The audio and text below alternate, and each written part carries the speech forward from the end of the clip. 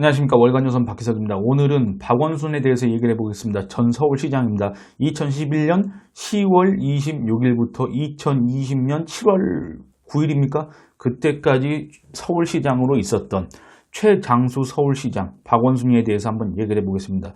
이거 박원순이가 무슨 잘못을 했네 어쨌네 저쨌네 이런 얘기를 한다기보다는 박원순의 어떤 이중적인 행태 상당히 좀 황당하다.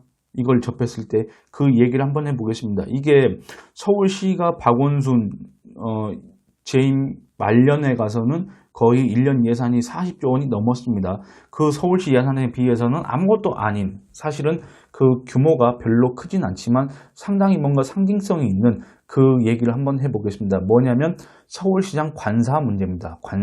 관사는 이 서울시장 주거지입니다. 거주지. 그 다음에 이 서울시는 여기에 대해서 무슨 24시간 업무 체제를 갖추고 맨날 회의를 해야 되고 서울시청 비상상황시 서울시장이 이렇게 일 처리를 해야 되기 때문에 관사가 있어야 된다 이런 식으로 주장을 하는데, 이 관사 문제에 대해서 얘기를 한번 해보겠습니다.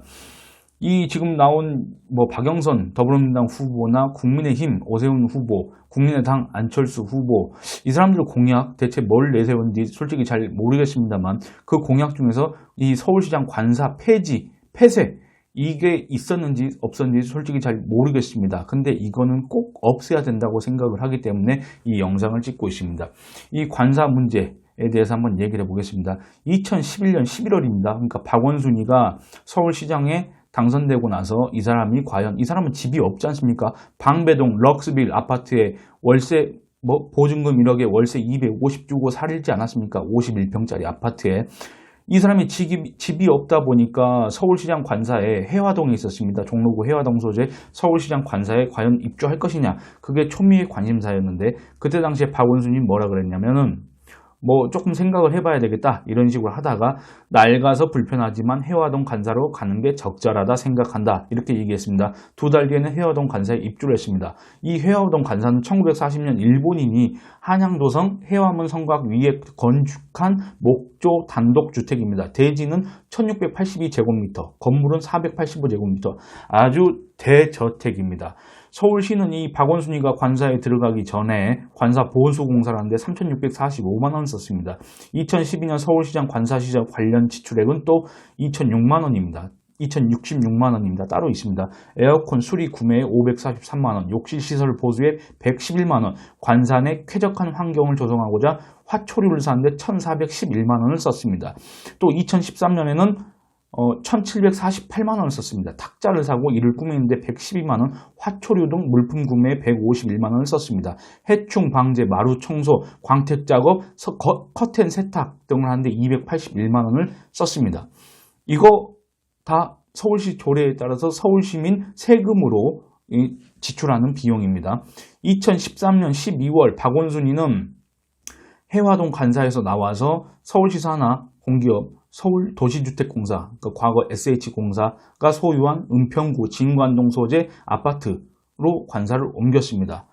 왜 관사를 옮겼느냐? 문제는 이렇게 시작됩니다. 그러니까 2011년 11월 박원순이가 관사 입주 의사를 밝혔고 2달 뒤에 실제 관사에 입주를 했습니다. 그런데 2012년 해가 바뀌고 나서 2012년 1월 31일 박원순이가 서울 성곽 복원 작업 현장을 갔습니다. 그래서 이날 박원순이는 공관이 성곽 복원을 막는 위치에 있으면서 다른 건물은 이전시키고 복구를 요구하는 게 적절치 않다. 공관 입주 전에 성곽길을 걸어봤다면 공관에 입주하지 않았을 것이다. 이렇게 얘기합니다.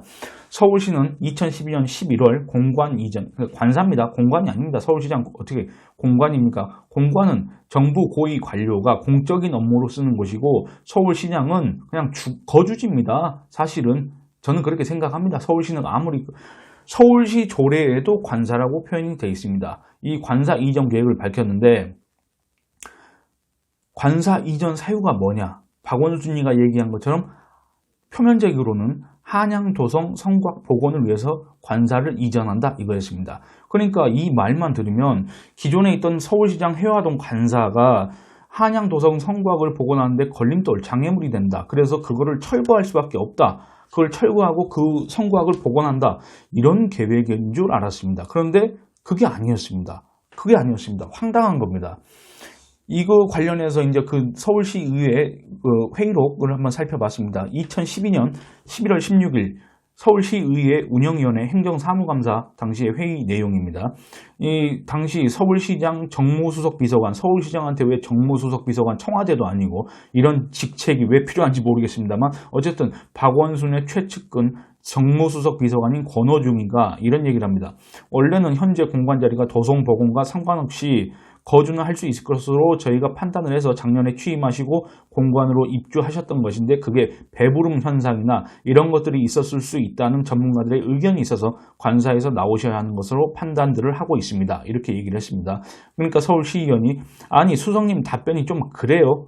문화재청에서 이것이 성곽을 맡고 있다고 분명히 얘기를 했는데 전문가들 들어보니까 그게 아니라는 식으로 얘기해서 있었다는 표현 아닌가요 지금? 그렇습니다. 그러니까 문화재청에서는 박원순이가 취임하기 전부터도 이미 이 해화동 관사에 대해서 수차례 공문을 보내서 이 한양도성 성곽 복원 작업에 일종의 방해가 된다. 이런 식으로 공문을 보낸 바 있습니다. 그런데 서울시장이 되고 난 박원순이는 이걸 알았는지 몰랐는지 모르겠지만 몰랐다면 정말 서울시장에 무관심했던 거고 알았는데도 들어간 거면 이거 무슨 의도로 들어간지 모르겠습니다. 혹시 주거비를 아끼려고 그랬던 건 아닐 겁니다. 박원순이가. 예. 어쨌든 당시 정무수석 비서관 권오중이는 이렇게 얘기합니다. 저희가 그때 판단을 세밀하게 못한 점은 있습니다. 그것은 저희가 인정을 하고 있습니다. 서울시의원 언론 보도까지 하면서 자기는 몰랐다는 식으로 얘기하면 되나요? 여기서 이 권오중이가 얘기했던 배부름 현상이라는 게 있습니다. 이 배부름 현상이란 거는 성곽 틈에 물이 스며들어갑니다. 물이 스며들어가면서 이게 동절개는 얼어붙습니다. 얼어붙으면은 부피가 팽창되지 않습니까? 팽창되면서 조금씩 그 성곽 벽체를 이루고 있던 돌들 틈이 점점 벌어집니다. 벌어지고 이 돌들이 성곽 바깥쪽으로 점점 튀어나오게 됩니다. 그리고 결국에는 이게 심해질 경우에는 성곽이 무너지게 돼 있습니다. 배부름 현상이라는 거.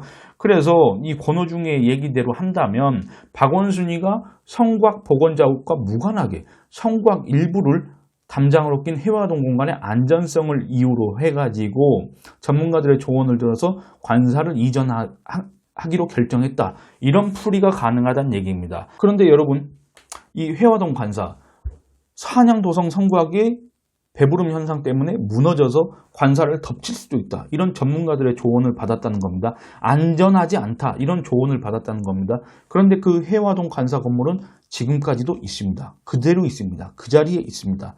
한양도성 성곽 전시관인가 뭐 안내소인가 그런 명목으로 지금도 운영되고 있습니다. 그러니까 뭔 말이냐면 시민들이 이용하는 공간으로 바뀌었다는 얘기입니다. 안전성 문제 때문에 박원순이는 그 집에서 나왔는데 그 집에 살려고 뭐 서울 시민 세금을 수천만 원을 써가면서 돈을 들인 그걸 갖다가 안전성을 이유로 나왔는데 결국에는 이거를 갖다가 한양도성 전시관 그런 명목으로 운영하면서 시민들이 이용하도록 지금 해놨다는 얘기입니다. 이해가 되지 않지 않습니까? 박원순이는 자기가 분명히 안전하지 않아서 살지 않겠다고 뛰어나왔습니다. 그런데 시민들한테 그걸 이용하라 그런다? 이런 이중적인 행태가 어디 있습니까? 박원순 그 해화동 관사에서 나와가지고 은평구 진관동 소재 SH공사 소유 아파트로 잠깐 갔다가 2015년에 죽기 전까지 살았던 그 가해동 소재 대저택에서 살았습니다. 박원순 이는 2015년 2월 8일부터 보증금 28억 원의 전세 임차한 서울시 종로구 가해동 소재 저택을 관사로 썼습니다. 해당 저택의 부지 면적은 200평입니다. 건평은 96평, 그러니까 거의 100평 가까이 됩니다. 건물은 지하 1층, 지상 2층, 방 5개, 회의실 1개, 화장실 4개 등으로 구성되어 있습니다. 최초 계약 당시에는 전세였지만 2017년 1월부터는 반전세식으로 계약이 갱신돼가지고 월세 208만 원이 추가됐습니다. 이 박원순의 호화 관사에 대해서 비판이 끊임없이 제기됐습니다. 아니 어떻게 서울시민 세금으로 서울도심 한복판에 저택, 아니 건평이 100평 가까이 된다는 겁니다. 이런 저택을 빌려서 살 수가 있느냐? 과연 이게 서울시장 친서민 행보를 자처했던 박원순이가 이런 저택에 살 수가 있느냐? 이런 식으로 비판이 있었는데 박원순은 이에 아랑곳하지 않고 죽기 전까지 이 저택에서 살았습니다. 한마디로 박원순은 서울 시민 세금으로 서울 도심 한복판에서 저택 생활을 했고 서울 시민들은 박원순이가 안전하지 않다는 이유로 나온 그 해화동 관사를 한양도성 전시관 명목으로 운영되고 있는데 그곳을 찾아서 이용했다는 얘기가 되는 겁니다.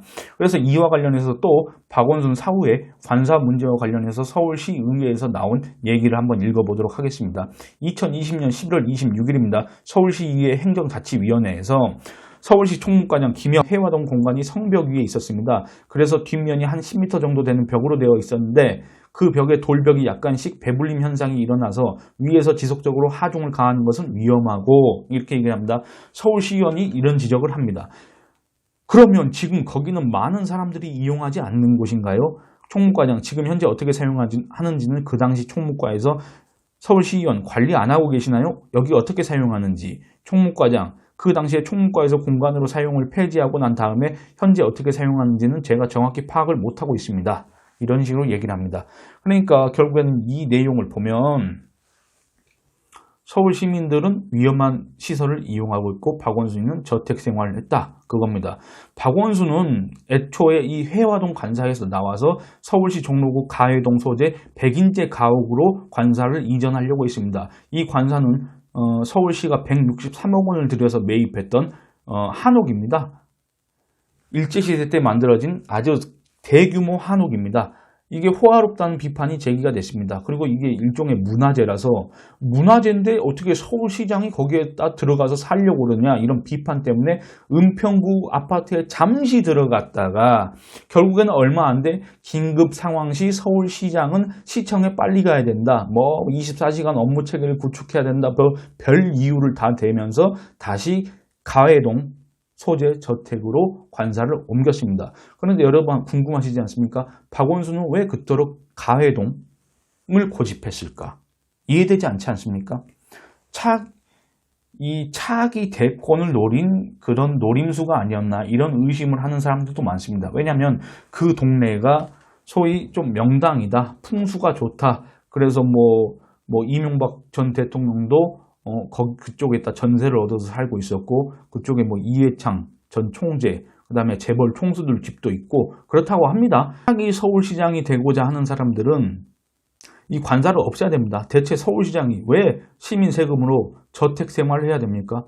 왜 해야 됩니까? 방호 인력 인건비 이런 거 관련 비용 어마어마합니다. 연간 억이 넘습니다. 1억이 넘습니다.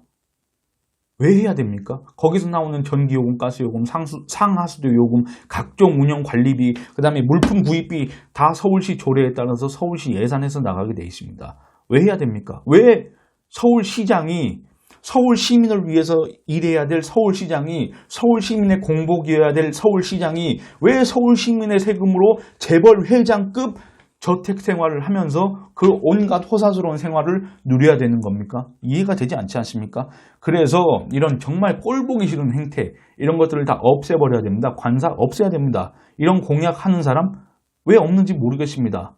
서울 시민을 위해서 일하겠다면 이런 저택 생활 외부와 차단된 아주 그 도심 한복판에서 저택 생활하는 거 없애야 되지 않겠습니까?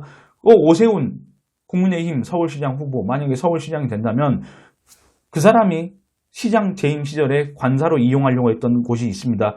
용산구 한남동 소재 서울 파트너스 하우스라고 있습니다. 이거 혹시 들어가려고 생각한다면 그 생각 접었으면 좋겠습니다. 그리고 안철수 국민의당 후보 지금 살고 있는 노원구 상계동 아파트에 그대로 살았으면 좋겠습니다. 박영선 더불어민주당 후보 도쿄 아파트에 살든지 어떻게 살든지 어쨌든 이 관사 생활을 안 했으면 좋겠습니다. 민선 자치 시대입니다. 제발 이 구시대의 유물 같은 관사, 호화로운 관사, 저택 이런 거 없앴으면 좋겠습니다. 제발 시대의 흐름에 맞게, 시대의 변화에 맞게 행정도 변하고 사람들의 인식도 변하고 서울시장이 되고자 하는 사람들의 인식도 바뀌었으면 좋겠습니다. 왜 시민 세금으로 지네들이 그런 호화로운 생활을 합니까? 정말 어처구니가 없습니다. 오늘은 시간이 좀 있어서 제가 예전에 취재했던 서울시장 관사와 관련해서 이런 얘기를 한번 해봤습니다. 감사합니다.